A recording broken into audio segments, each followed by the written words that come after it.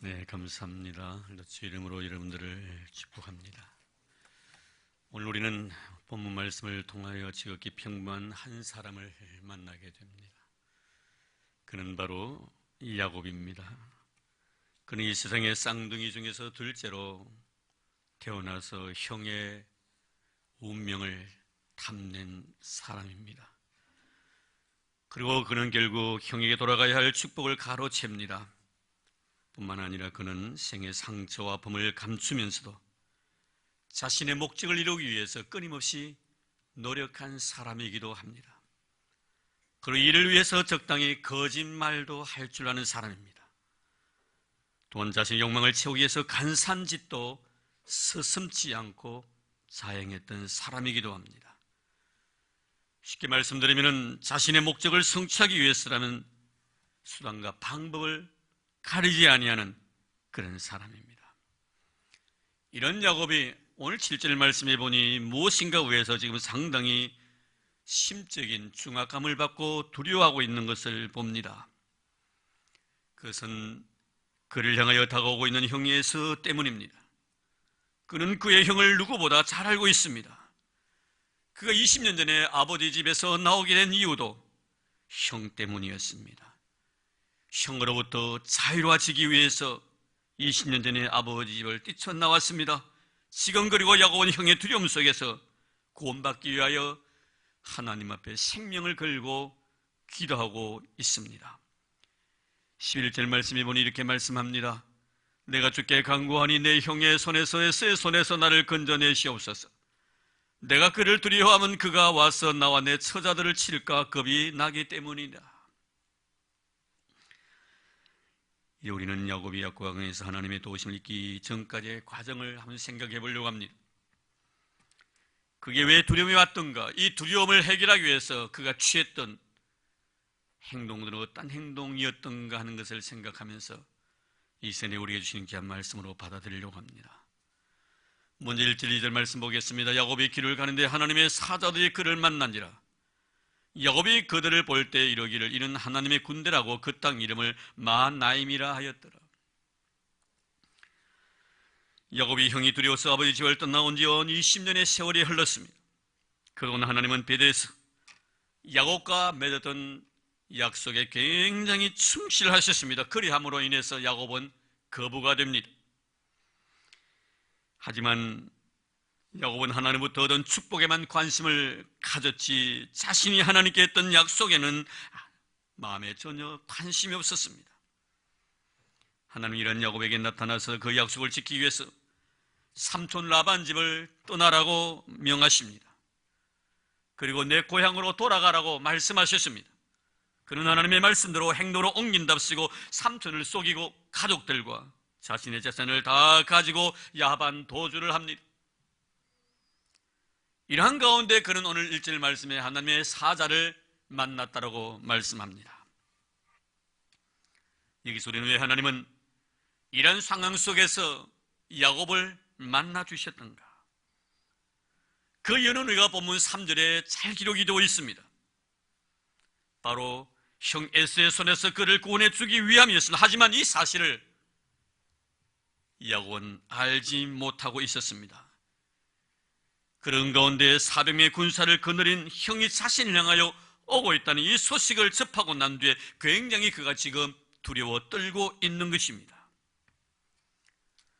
왜 이토록 그의 형이 온다는 소식을 듣고 그 그리움의 대상이 되어야 될 그 형이 이렇게 두려움의 대상으로 바뀌었냐는 문제입니다. 왜 그토록 보고 싶었던 그 형이 나에 대해서 두려움의 대상이 되었던가? 그것은 바로 너와 나의 관계가 화목하지 못했기 때문입니다.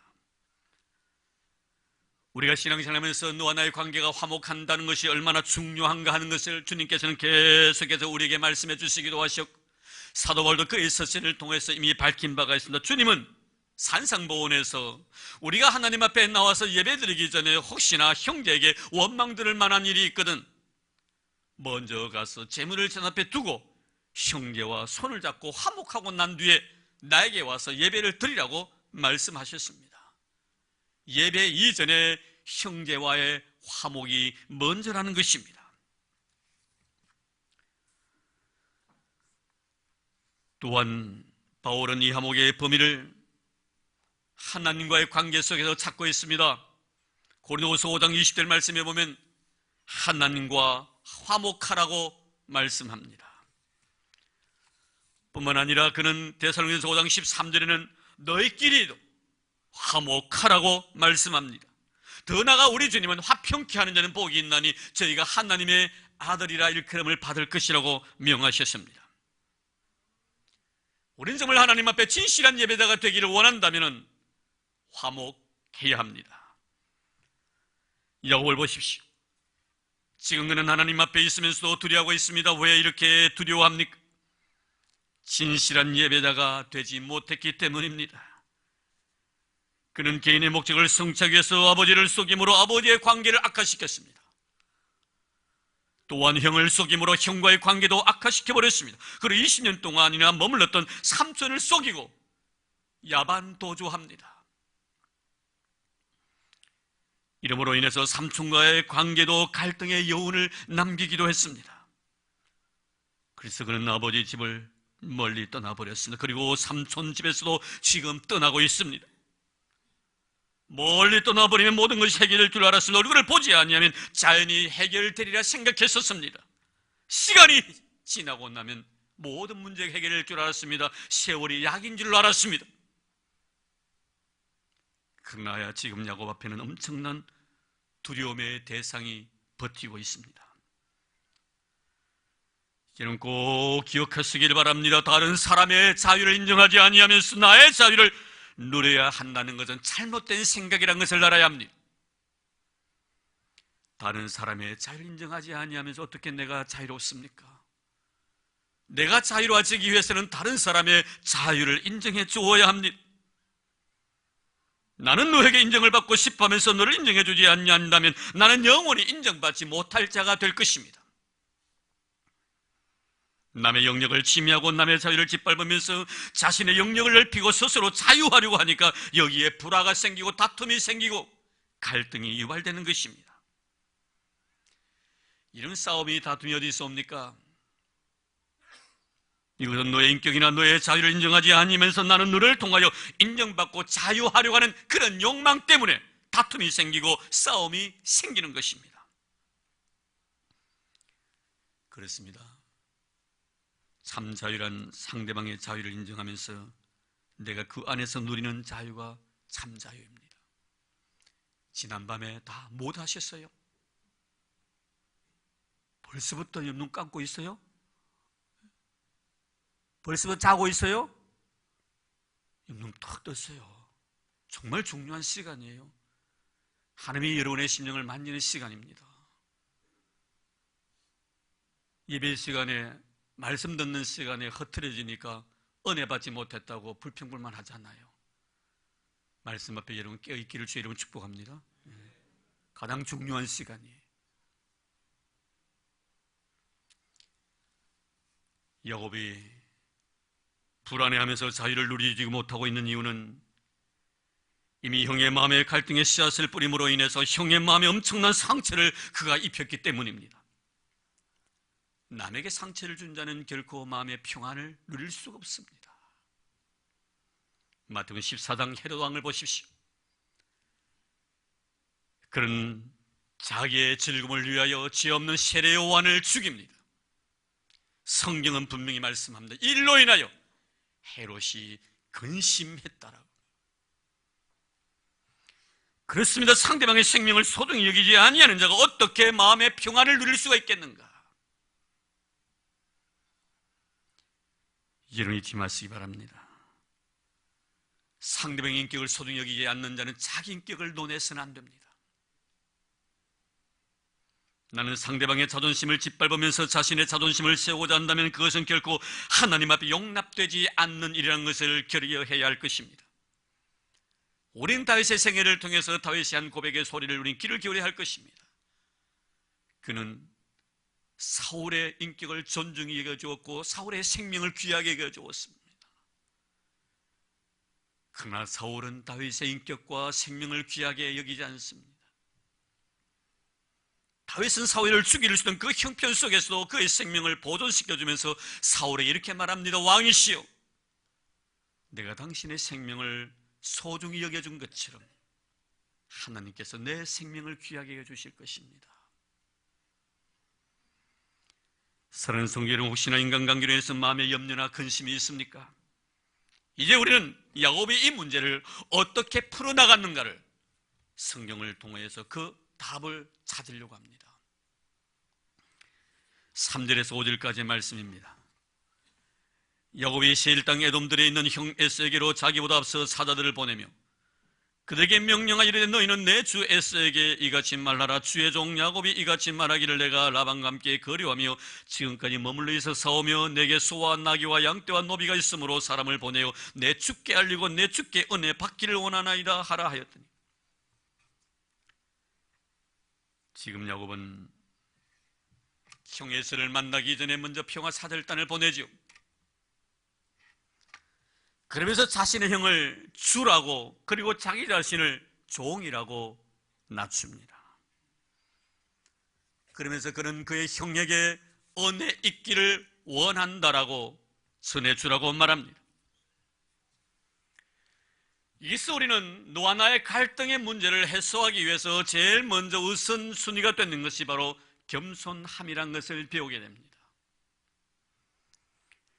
그러합니다.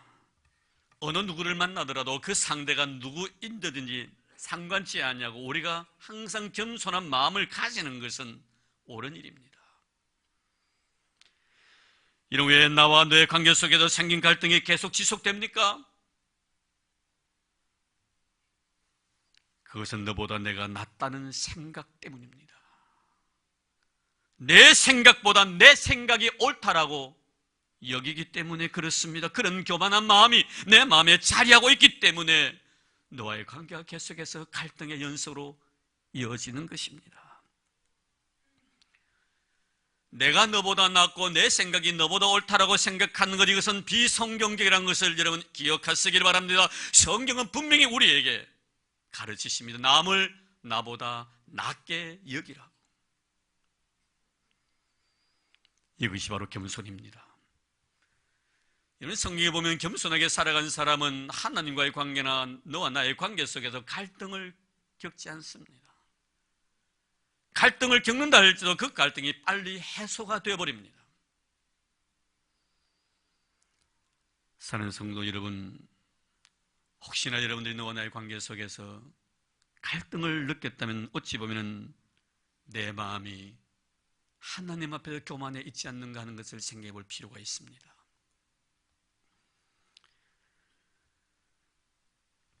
하나님과의 관계에 금이 가고 너와 나의 관계에 금이 가는 이유는 바로 내가 교만하기 때문에 그런 것입니다.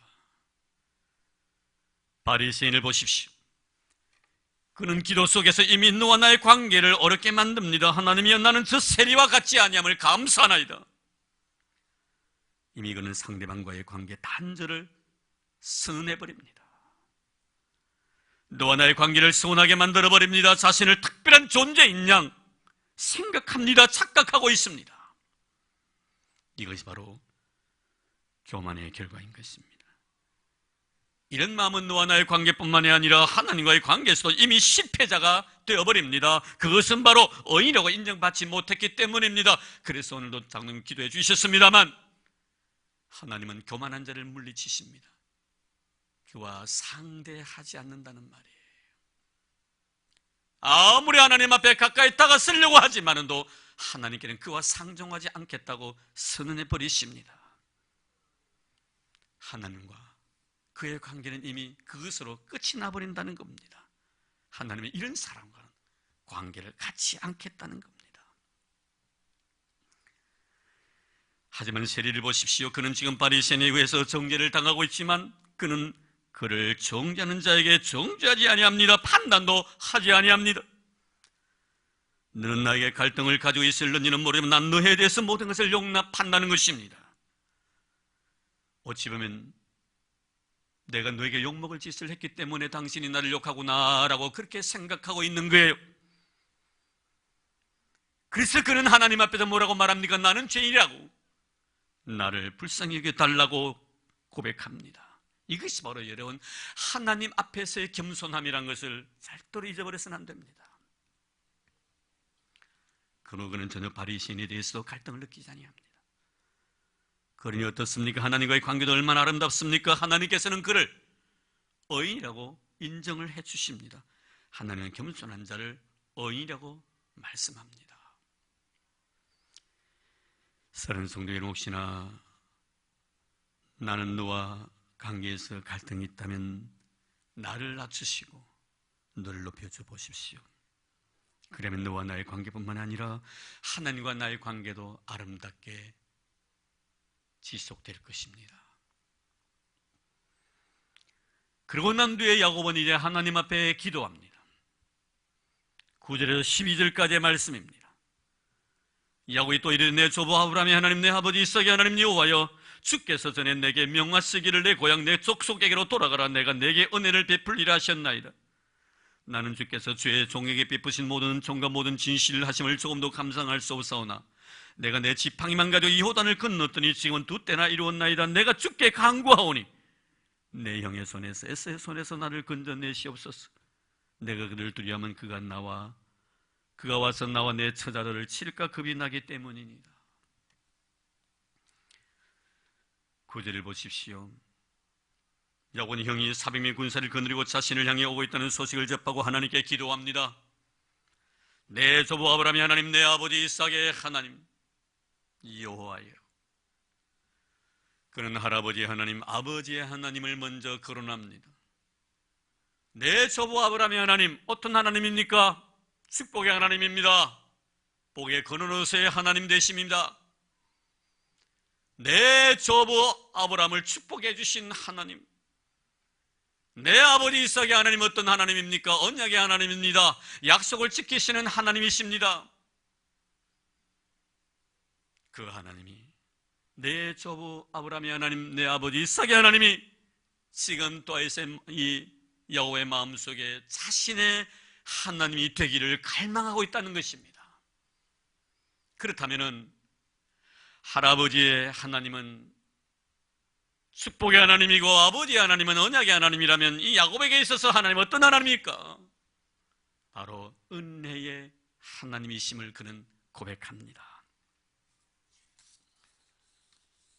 그 은혜의 하나님을 그는 10절에 이렇게 말하죠. 나는 주께서 주의 종에게 베푸신 모든 총과 모든 진실하심을 조금도 감당할 수 없사오나. 20년 전에 아버지의 집에서 나갈 때 지팡이 하나만 가지고 떠나갔는데 이제는 엄청난 부자가 되었다고 고백합니다. 그런데 그의 고백 속에 우리가 빠뜨릴 수는 아니 될 이 야곱의 소중한 신앙의 고백이 담겨져 있다는 것입니다. 그것이 뭡니까? 나는 주께서 종에게 베푸신 모든 은총과 진실함을 조금도 감당할 수 없다는 이 고백입니다. 진실한 신앙인 도움의 고백이 이 속에 담겨져 있습니다. 난 하나님의 축복을 받을 만큼의 자격을 가진 자가 아니라는 것입니다. 그런데 왜 나에게 이렇게 복을 주시나? 이렇게 그는 고백합니다. 여기에 감격 있고 감사가 있는 것 아니겠습니까? 이것이 바로 은혜가 아니고 무엇이냐 이 말입니다. 지금 야곱은 엄청난 위기 속에 있습니다. 이런 상황 속에서 그는 지난 세월을 되돌아보면서 모든 것이 다 하나님의 은혜였다고 지금 고백하고 있습니다. 그래서 그는 하나님의 은혜 앞에서 무릎을 꿇을 수밖에 없었던 것이지요. 인간에게 주어진 위기는 이렇게 사람을 겸손하게 만들고 그 사람으로 하여금 하나님의 은혜 앞에 무릎 꿇게 만드는 것입니다. 그는 이런 어려움이 없었을 때 자신에게 주어진 모든 소유와 자신이 가지고 있는 모든 것들은 자신의 노력, 자신의 의나 자신의 공로의 결과물이었다고 그는 삼촌에게 밝힌 바가 있습니다. 삼촌 라반 집에서 20년 동안 수고하면서 그는 삼촌에게 이렇게 말합니다. 내가 이와 같이 낮에는 더위와 밤에는 추위를 무릅쓰고 눈 붙일 겨를도 없이 지냈나이다. 뼈 빠지게 노력한 결과로 인해서 내가 이렇게 부자가 되었다라고 그는 삼손 앞에 고백한 적이 있습니다. 하지만 지금은 다릅니다. 야곱에게 닥쳐온 위기는 야곱으로 하여금 하나님 앞에서 자신의 실존을 바로 바라볼 수 있는 그런 영혼의 눈을 뜨게 한 은혜의 시간이 된 것입니다. 우리의 영적인 눈이 열려진다는 것은 뭘 의미할까요, 여러분? 물론 남들이 보지 못하는 신령한 세계를 보는 아름다운 영혼의 눈도 있겠지만 가장 중요한 영혼의 눈은 뭡니까? 나를 바로 진단할 수 있는 영적인 눈을 의미하는 것입니다.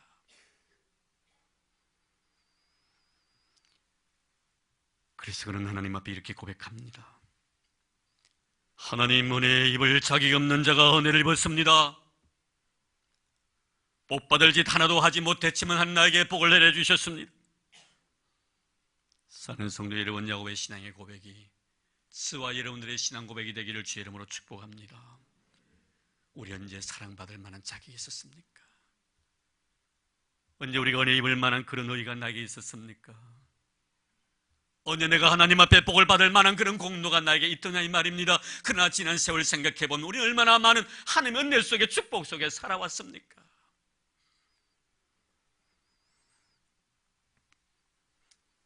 이런 마음으로 기도하는 자를 하나님은 절대 멀리하지 아니하십니다. 야곱은 고백합니다. 내가 부자가 된 것도, 내가 성공한 것도, 내가 건강한 것도, 내 가정에 이런 놀란 복이 임한 것도, 현재의 형을 통해서 두려워하고 염려하고 근심 걱정하지만 이런 위기 상황을 나에게 허락해 주신 것도 다 하나님의 은혜입니다.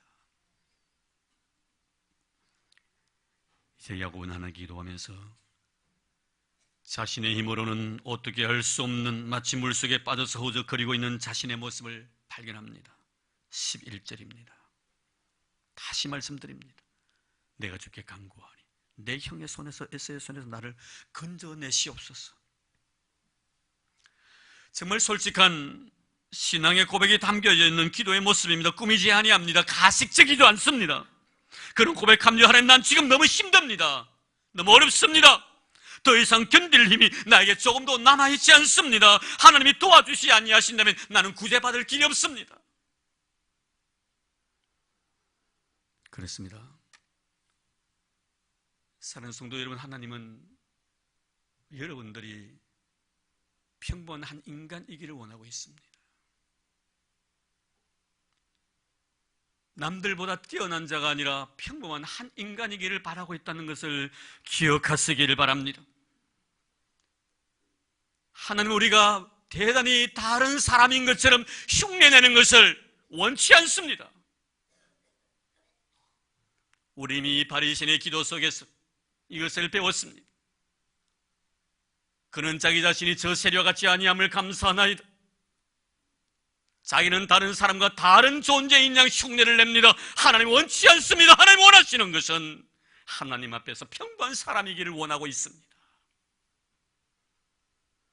내 마음이 괴로울 때 괴롭다고 말할 수 있는 사람, 힘들 때 힘들다고 말할 수 있는 사람, 괴롭지만 그 괴로움을 괴롭지 않는 것처럼 꾸미는 것을 원치 않습니다. 그러므로 여러분, 아프면 아프다고 말하십시오. 힘들면 힘들다고 하나님 앞에 아뢰십시오. 저 사람이 미우면 밉다고도 말하십시오. 싫으면 싫다고 말하십시오. 그것이 평범한 한 인간의 모습이기 때문입니다. 왜 우리는 싫으면서도 싫지 않다고 말합니까?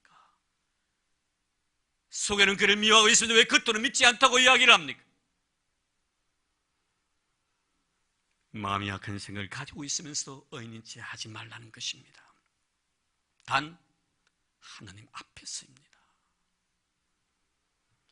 지금 야곱은 자신의 현실을 그대로 하나님 앞에 이야기하고 있습니다. 이것이 바로 하나님 앞에서의 기도입니다. 여러분 기억하십니까? 주님이 왜 베드로를 좋아하셨던가?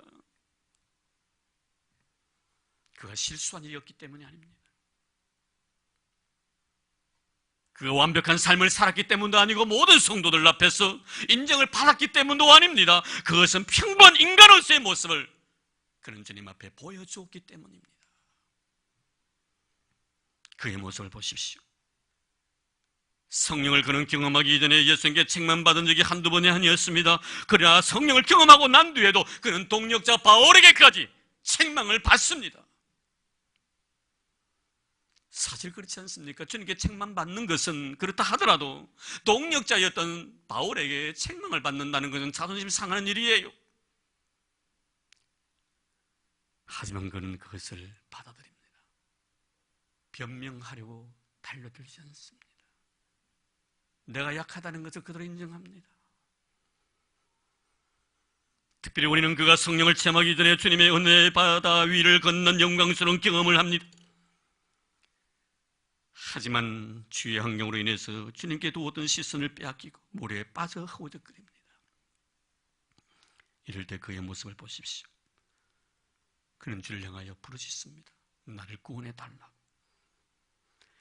이는 참 우스운 이야기 아닙니까? 바다에서 잔뼈가 굵은 사람입니다. 수영을 할 줄 알 수 있었을 것입니다. 그리고 그 주위에는 주님이 아니라 동료들도 많이 있었을 것입니다. 요한아, 야고보야, 나에게 좀 손을 내밀어서 내 물에 빠져가는 것을 도와달라고 요청도 할 수 있었을 것입니다. 그러나 베드로는 주님의 이름을 부릅니다. 그도 주님입니다. 주님의 이름을 부름으로 인해서 믿음이 적은 자라는 책망을 받는 한이 있다 할지라도 주님께 손을 내밀고 싶었던 베드로의 순수한 믿음의 열정이 그 속에 담겨져 있습니다. 내가 노력하고 내가 애씀으로 말미암아 주님 앞에 인정을 받을 수 있는 길도 없지 않아 있겠지만 그런 길을 택하지 않습니다. 내 노력으로 내 힘으로 하지 않겠다는 것입니다. 전적으로 주님 앞에 내 손을 내밀겠다는 것입니다. 지금 야곱의 모습입니다. 자신의 마음을 하나님께 숨기지 아니합니다. 그래서 하나님께 손을 내밉니다. 내가 주께 간구하오니 내 영의 손에서 에스의 손에서 나를 구원해 주시옵소서. 여호 이런 진실한 마음에서 나오는 기도에 대해서 하나님은 어떻게 반응하십니까? 오늘 결론 말씀 12절입니다. 주께서 말씀하시기를 내가 반드시 내게 은혜를 베풀어 반드시 너에게 은혜를 베풀어 주겠다고 약속합니다. 하나님은 야곱에게 있어서 어제나 오늘이나 내일이나 영원토록 은혜의 하나님이십니다.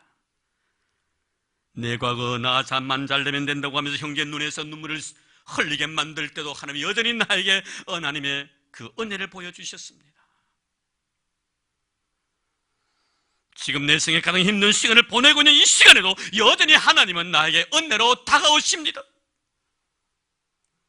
그래서 그는 자신의 생애를 마지막 마무리 지으면서 그의 사랑했던 아들 요셉을 위하여 축복해 주면서 그는 이렇게 고백합니다. 오늘 마지막 말씀으로 드리겠습니다. 창세기 48장 15절 말씀 보면 내 조부 아브라함과 아버지 이삭이 섬겼던 하나님, 나의 출생으로부터 내가 이 세상에 태어나는 그 순간부터 지금까지 나를 기르신 하나님, 나를 모든 환난에서 건지신 하나님, 내가 이 세상에 태어난 그 순간부터 이 시간까지 나를 길러주셨고 많은 환난과 어려움 속에서 나를 건져내주신 하나님이었다라고 그는 고백합니다. 사랑하는 성도 여러분, 이 야곱의 고백이 저와 여러분들의 고백이 되길 바랍니다. 하나님은 야곱에게 은혜로 다가가셨듯이 오늘도 하나님 여전히 우리에게 은혜로 다가오십니다. 오늘도 하나님 우리에게 요구하십니다. 평범한 사람처럼 살아가라. 평범한 사람처럼 살아가라. 기도하겠습니다. 하나님 아버지, 감사합니다. 우리는 평범한 인간임에도 불구하고 마치 내가 대단한 존재인 양 착각 속에 살아갈 때가 많습니다. 오늘 우리는 배웠습니다. 야곱이 하나님 앞에 손을 내미는 그 순간 그는 현재 모든 고통과 아픔들을 솔직하게 꾸미지 않냐고 진솔하게 아뢰입니다.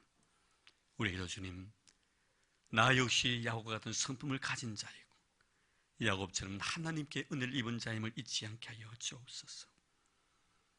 그리고 주님, 고백하게 하옵소서. 하나님은 나에게 있어서 은혜로 다가오신 은혜의 하나님이었다고. 내가 이 세상에 태어나서 내가 살아가는 이 현실, 그리고 먼 훗날 내가 이 세상을 떠나는 그 순간까지 하나님 나를 기려주셨고 나를 환난에서 지켜주신 하나님이심을 고백하는 저희들 되도록 축복해 주옵소서. 이 영감을 위해 기도드립니다. 하나님 고맙습니다. 은혜로 다가오셔서 나의 허물과 나의 부족함을 가려주시고 내 모습 그대로 인정해 주시면서 하나님이 하나님 되심을 우리 앞에 보여주신 그 은혜와 그 사랑이 너무나 고맙고 감사하여 귀한 예물 주님 앞에 드리옵니다. 11조를 드립니다. 생을 속에 감사함을 드립니다. 작은 자를 위하여서 미랄의 헌금도 바칩니다. 선교사님의 선교 사역을 위하여 선교 헌금도 드리옵니다. 건축 헌금도 되었습니다. 주님, 1,000번제도 드리옵니다. 주님, 우리의 드림을 기뻐 헌명하여 주옵소서. 아낌없이 드리고 싶어서 드렸습니다. 바치고 싶은 대로 내 마음껏 바쳤습니다. 하지만 영은 여전히 내 마음 한구석에 남아있는 허전함은 내가 주님 앞에 드림보다 주님께로부터 받은 은혜가 더 크기 때문인 줄로 믿습니다. 이 은혜 속에 살아가는 우리 성도들 되도록 축복하소서. 그리고 이들에게 복을 부어주시되 들어가도 복을 받고 나가도 복을 받는 이들 되게 하옵소서. 이들의 떡반죽 그릇이 복이 되게 도와주옵소서. 이들의 믿음의 소생들이 이 땅에서 강성해지게 하시고 부여와 재물이 떠나지 않는 생을 살게 하옵소서. 꽃으로 수놓았습니다. 착하고 이쁜 두 딸이 이렇게 주님의 내 감사하는 마음으로 꽃처럼 살고 싶어. 모든 사람에게 향기 되고 싶어. 즐거움과 기쁨을 드리고 싶어. 자신을 꼭 함께 하나님 앞에 드리오니 주님 기뻐 헌명하여 주옵소서. 이 자녀의 앞날을 축복해 주옵소서. 시온의 대로처럼 그의 길이 열려지게 하옵소서. 형통의 복을 더하여 주옵소서. 교회의 기쁨이 되게 하시고 하나님 나라의 거룩한 영광의 모습이 되도록 축복해 주옵소서.